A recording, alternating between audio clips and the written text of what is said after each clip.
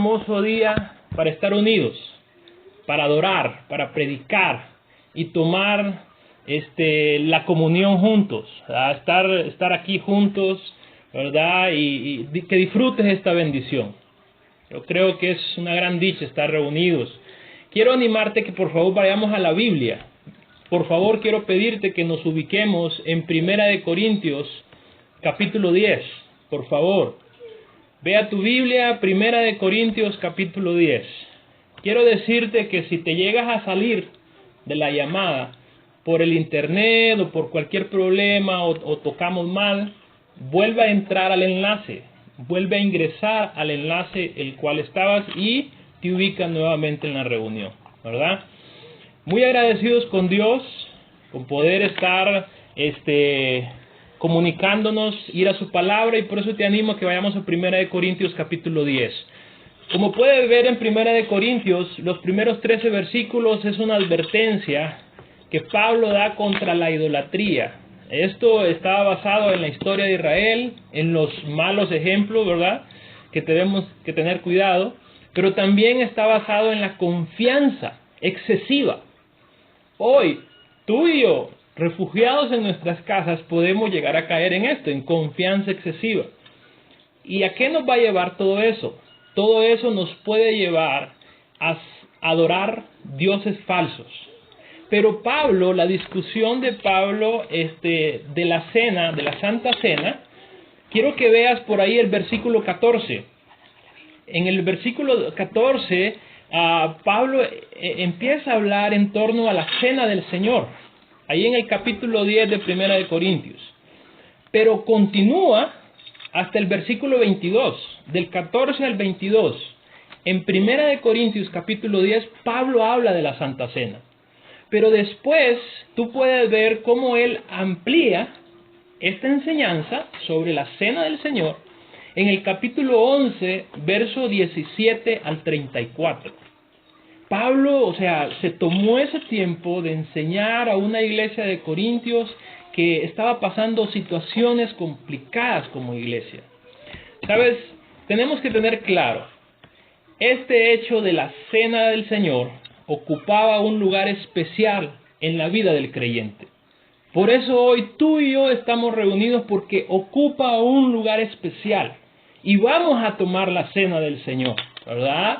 Después, ahí en tus hogares, lo que tengas por fe, lo vamos a tomar en la vida y ocupa un lugar primordial hoy, y también lo fue en la primera iglesia, ¿verdad?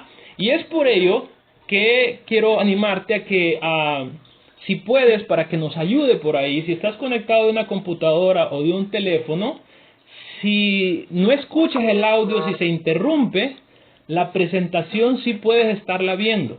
La mayoría de las cosas las vas a ver en la presentación. Entonces, solo te animo, si estás en un teléfono, solo tienes que dar clic donde esté la presentación, le das doble clic y te va a aparecer, te va a agrandar la pantalla de la presentación. Si estás en una computadora, haces lo mismo, le das doble clic donde esté la presentación y se te va a ampliar. Una recomendación que te puede ayudar antes de que empecemos. Pero antes, iglesia, vamos a hacer una breve oración para hablar del tema específico de esta cena del Señor. Oremos brevemente, por favor. Padre, gracias, Señor, porque podemos conmemorar este tiempo. Gracias, Señor, porque queremos adorarlo. Gracias, Dios, porque así como Pablo lo miraba importante, vamos a ver también que otras iglesias en el primer siglo lo miraban de esa forma. Ayúdenos, gracias por la tecnología, por poder comunicarnos. Esto no existía en el primer siglo, pero hoy existe. Y queremos adorarle, queremos seguir haciendo este esfuerzo de comunicarnos y de mantener la unidad. Muchas gracias. Bendiga a cada uno de nuestros hogares que estamos conectados. Bendiga a aquellos hogares que no pudieron conectarse. Ayúdenos a poder conectar en un futuro también a otros hermanos y amigos. Gracias, acompáñenos, bendito sea, que sea su Espíritu hablándonos. En Jesús le oro, Dios. Amén. Amén. Bueno, en la primera iglesia, como puedes ver en la primera iglesia, en las iglesias primitivas, por ejemplo, en la iglesia de Troas, lo hizo semanalmente, la cena del Señor. Hechos 20, verso 7, puedes anotarlo y leerlo por ahí. La iglesia de Jerusalén y la iglesia de Corintio lo hacían de forma regular. Hechos 2:42 y 1 Corintios 11, 20 al 21 y el versículo 33. Te animo a que puedas anotar las escrituras, puedas leerlas nuevamente después. Estas no las vamos a leer en este momento. Pero mira, algo de énfasis es que Jesús mismo precisó el no descuidar el punto de la cena, por ser algo importante. Para Jesús era algo importante. Y Él no descuidó el tema, o sea, Él dijo, sí, hay que hacerlo, ¿verdad? Y dio los motivos por qué se debería hacer. Hoy quiero que tú y yo podamos ver en la cena del Señor algunas características, ¿verdad? Algunas características de la cena del Señor, características de la vida cristiana, que tú y yo necesitamos tener y necesitamos recordar cada vez que tomamos la cena del Señor, ¿verdad? Y vamos a ver la primera. Y una primera característica es que tú puedes nombrar otras. Hoy solo vamos a nombrar algunas, ¿verdad? Y nos vamos a centrar solo en una. Las demás, las primeras 6, solo las vamos a leer, pero en una nos vamos a centrar. Y la primera es, hay una característica en la vida cristiana que es ser ejemplo, tomando el día de hoy. Es decir, no solo es si tomamos o no la Santa Cena, se trata también de un estilo de vida. Eso es la Cena del Señor. Eso es conmemorar a Cristo. La número 2 es una sombra de la Trinidad. Es decir, hay una realidad. Dios Padre, Dios Hijo y Dios Espíritu Santo. Y tú y yo debemos tener muy claro y disfrutar la comunión con Dios Padre, porque le vamos a ser obediente a Él. La comunión con Dios Hijo, ¿por qué? Porque lo vamos a imitar a Él. La comunión con el Espíritu, porque el Espíritu Santo nos va a guiar a cada uno de nosotros. Y número 3, la cena trasciende el tiempo. ¿Y a qué se refiere esto? Bueno, implica pasado, presente y futuro. Por ello es que hay salvación. El pasado, ¿por qué? Porque tú y yo no debemos olvidar de dónde venimos. Debemos tomar muy en cuenta de dónde venimos, ¿verdad? Pero presente, ¿por qué? Porque esto es lo que debe de motivar a un cristiano. La Santa Cena, la cruz de Cristo, la resurrección, la vida de un Jesús eterno y poderoso, ¿verdad? El futuro, ¿por qué? Porque la salvación, hermanos, eso da esperanza. A cada uno de nosotros nos da esperanza saber esa realidad que la cena trasciende. Número 4, la fiesta de bodas que vendrá. ¿A qué se refiere eso? A la futura venida de Cristo en gloria. Y eso hay esperanza. ¿Sabes? Hoy yo quiero animarte a que no nos bloqueemos. No te bloquees, no te atrofies por lo que estemos pasando. Inclusive, si Dios es su voluntad, tú y yo podemos llegarnos a enfermar. Pero sabes, solo Dios sabe la respuesta, si ahí va a ser nuestro fin o quizás no. Pero el gran precedente es el número 4, dice el número 4, la fiesta de bodas que vendrá. O sea, hay una futura venida de Cristo y eso da esperanza. Es más que cualquier enfermedad, más que cualquier circunstancia, eso da esperanza. Número 5, una comida de pacto. ¿A qué se refiere con eso? Bueno, la comida de pacto, ¿por qué? Porque da identidad y da pertenencia. La identidad nuestra es Cristo. Amén. La pertenencia somos de Cristo, ¿verdad? Entonces, cuando tú y yo conmemoramos el banquete, ¿qué estamos haciendo? Le pertenezco a Cristo. Amén. Es mi identidad. Soy de Cristo. Hoy quiero animarte que lo puedas llevar eso a tu corazón. Número 6, el banquete del Señor. ¿Sabes? Antes de este tiempo se celebraba dentro del contexto, la cena del Señor se celebraba dentro del contexto de una cena normal. O sea que hay mucho que aprender nosotros en eso. Pero nosotros tenemos una forma de celebrarlo. Hoy quizás va a variar un poco, pero yo quiero animarte a lo siguiente. Ten fe. Ten fe. Esto lo hacemos por fe en Dios. Entonces, antes de pasar a la siguiente característica, te animo a que puedas ver estas 6 y te animo que en esta semana puedas tomarte el tiempo. Busca escrituras en relación a cada una de ellas. Nos va a ayudar a estar más cerca de Cristo. Hay muchas áreas que podemos aprender. Otro día vamos a hablar otra característica. Hoy solo vamos a hablar la que sigue y es la número 7 sobre el pan partido. Quiero preguntarles, ¿alguien sabe hacia dónde señala el pan partido? ¿Alguien que quiera habilitar el micrófono y decirlo? No.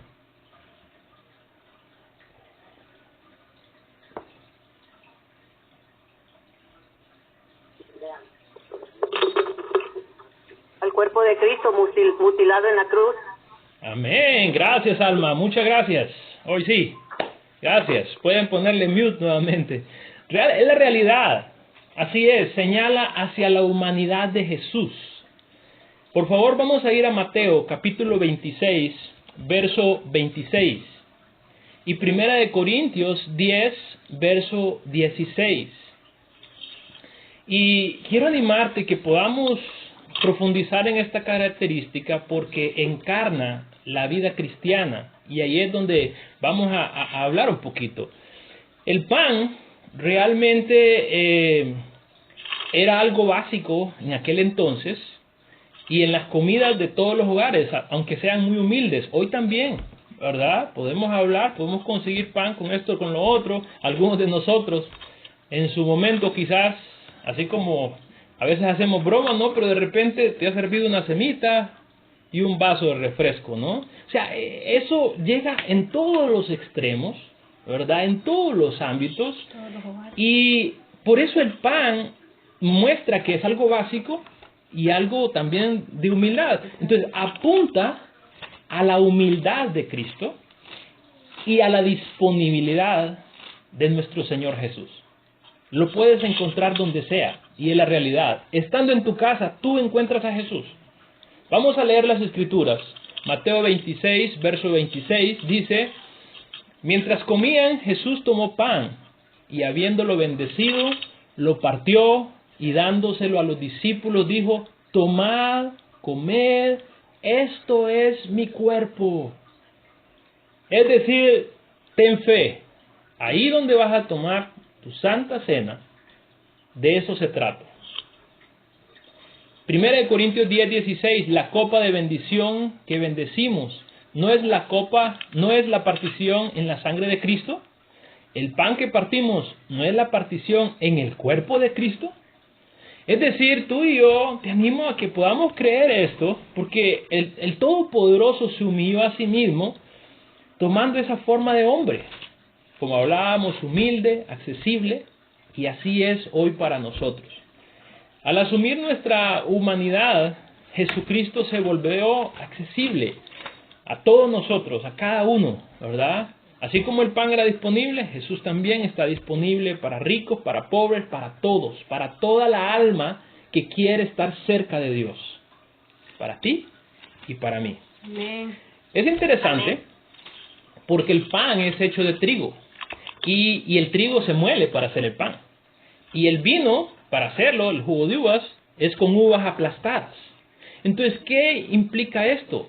Significan los elementos de muerte, porque tuvo que haber un proceso para poder procesar algo o hacer algo, valga la redundancia, y eso pasó Jesucristo, para darnos vida, para que hubiera un fruto. Y es por ello que quiero animarte que el pan no solo describe la muerte de Cristo, también proclama la resurrección. ¿Quién quiere leer Juan capítulo 12, verso 24? Cuando la tenga me dice amén ahí, por favor.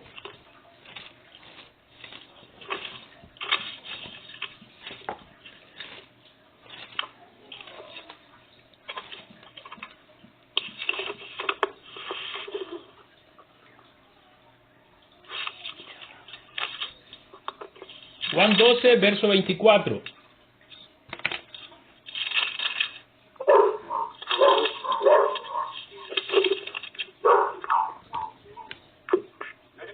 Amén. Amén. Juan 12, capítulo 24 dice, les aseguro que si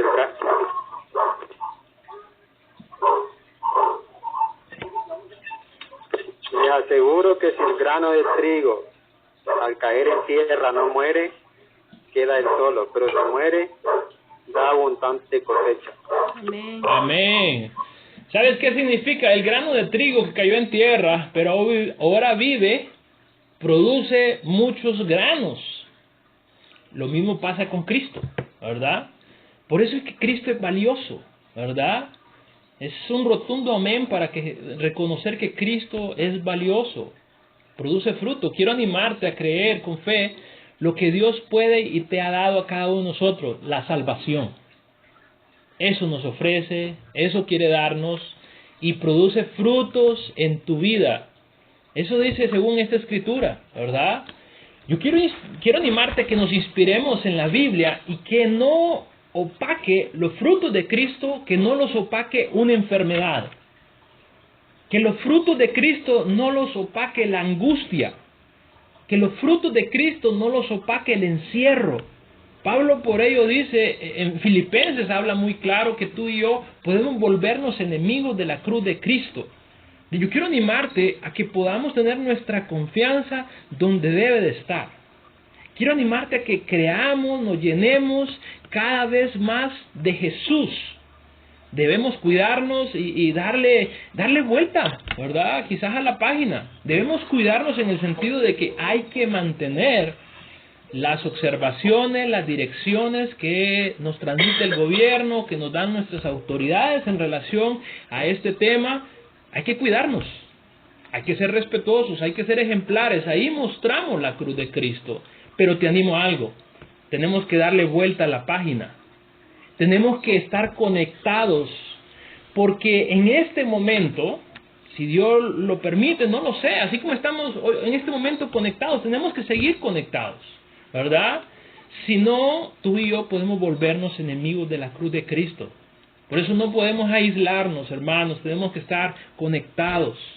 Es bueno creer que Jesús está en tu vida, que Jesús mora en ti y que podemos ayudarnos y podemos edificarnos. Y cada uno de nosotros, al comer y beber, ¿qué pasa?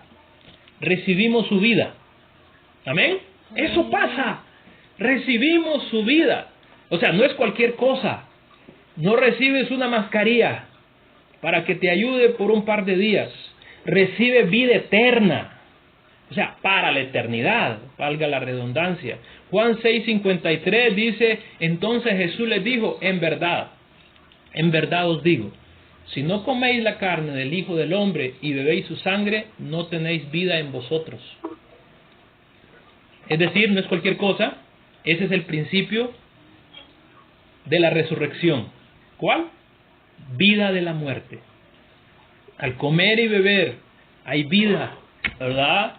Quiero animarte a que nos gocemos por ser salvos y por poder seguir al único Jesús, al único Dios Todopoderoso, ¿verdad? Y quiero animarte a que concluyamos con algo que creo que nos va a llenar de gozo y de fe. Esto para mí quiero agarrarlo como el punto central antes de tomar la Santa Cena. El pan partido está ligado con la revelación de Cristo resucitado. Vamos a ver estos detalles y quiero animarte que los puedas considerar, ¿verdad? Dice la Escritura, Juan 21, verso 13. Jesús les dijo, venid y ayunad. Ninguno de los discípulos se atrevió a preguntarle, ¿quién eres tú? Sabiendo que era el Señor, Jesús vino, tomó el pan y se lo dio, y lo mismo hizo con el pescado. Esta fue la tercera vez que Jesús se manifestó a los discípulos, después de haber resucitado de entre los muertos. ¿Qué pasa? Con el pan partido, con la Santa Cena que vamos a tomar hoy, ¿qué sucede? hay una revelación. Vemos a Cristo. Hay una revelación de un Cristo. Jesús se aparece aquí a los discípulos después de haber resucitado. Pero se preguntan, ¿quién eres tú? Aún sabiendo que era el Señor. El verso 13 dice, Jesús vino, tomó el pan y se lo dio, y lo mismo hizo con el pescado. O sea, sucede algo. Hay vida, hay una transformación, hay un gozo, hay una revelación. Cuando nosotros hacemos esto de tomar la Santa Cena.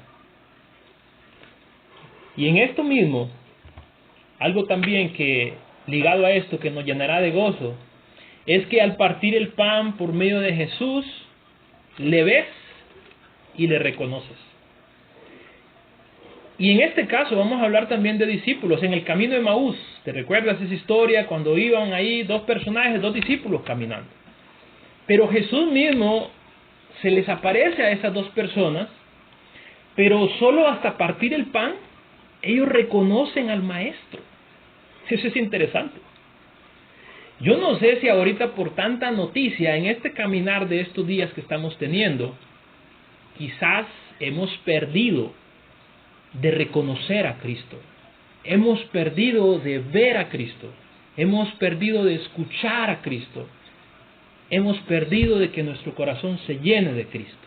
La Escritura dice en Lucas 24 del 30 y 32, y sucedió que al sentarse a la mesa con ellos, tomó pan y lo bendijo, y partiéndolo les dio.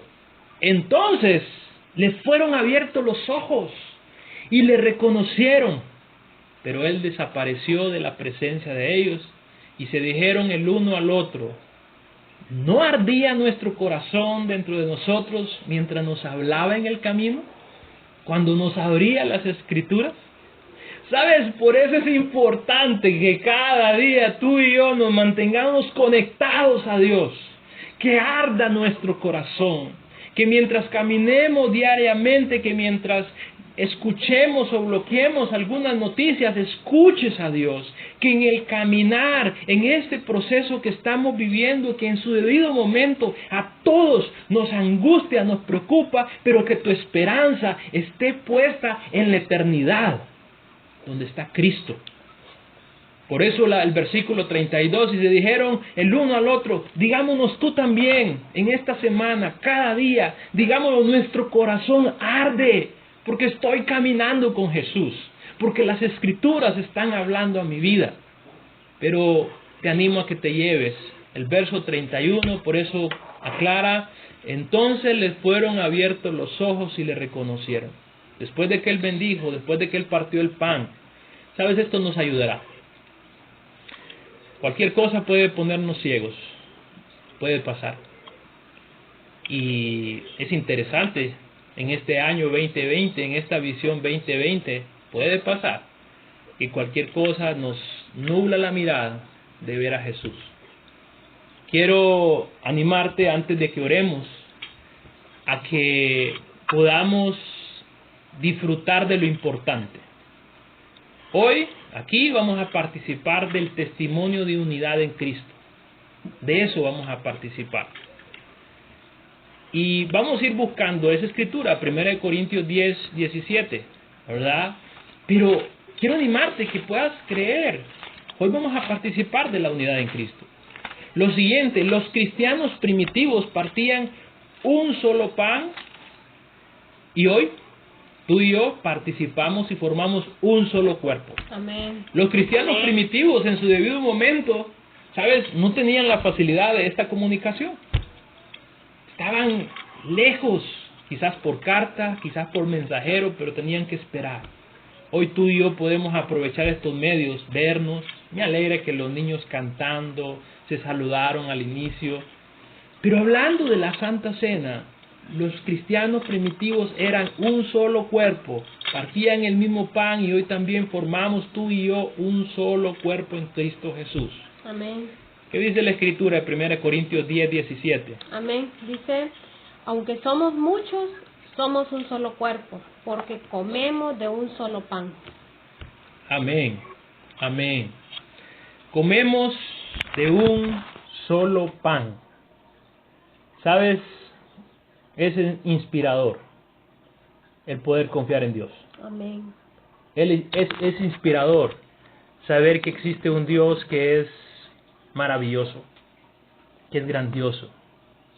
Quiero animarte que podamos orar con fe y oremos en nombre de nuestro Salvador. Así como terminamos todas las oraciones cada vez que oramos en nombre de Jesús, ¿sabes? No estamos pidiendo nada fuera de lo común cuando oramos en base a la palabra de Dios. Y quiero animarte que oremos con fe. Vamos a participar en este momento del cuerpo de Cristo. Oremos con fe antes de poder tomar la Santa Cena. Por favor, te animo a que me puedas acompañar a una oración